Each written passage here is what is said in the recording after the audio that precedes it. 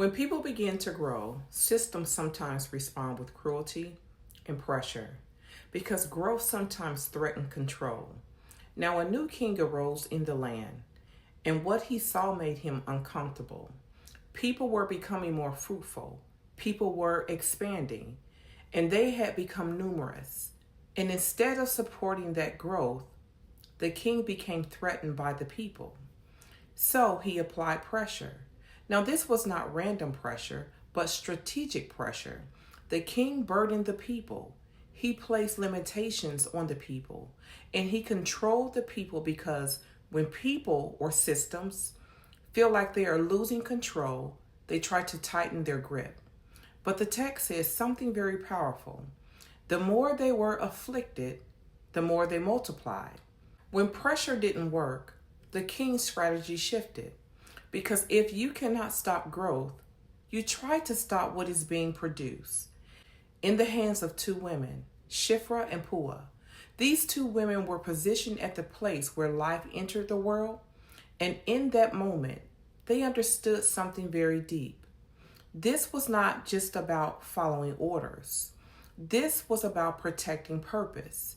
And the text says this: they feared God. These two women feared God, not people, not pressure, not consequence, but God. And because of that, they refused to participate in what opposed life. This is the place where breath enters, where crying begins, and where what was hidden becomes visible. These two women defied the king's order, quietly, consistently, and with conviction.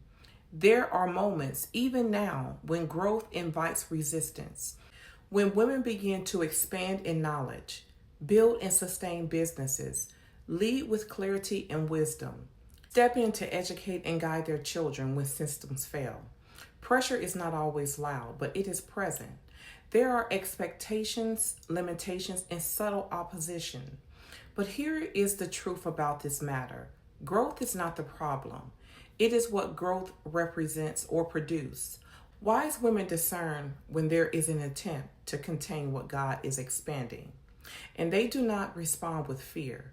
They respond with obedience to God.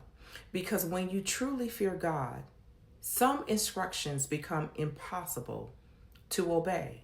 Now, these two women chose life over and over again, quietly, consistently, deliberately.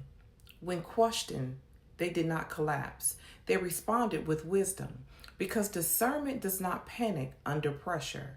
It knows how to hold truth without exposing purpose prematurely. The decree still existed. The systems were still in place. The pressure did not disappear, but beneath it, life kept breaking through. Crying still filled the air. Breath still entered lungs. A generation refused to die. In a preserved generation, in that generation, a deliverer named Moses was born. Before he ever spoke, before he ever led, before he ever confronted power, women had already stood between him and destruction. Some of the most powerful moments in history do not happen on stages. They happen in hidden places where a woman decides, I will not agree with what God has rejected.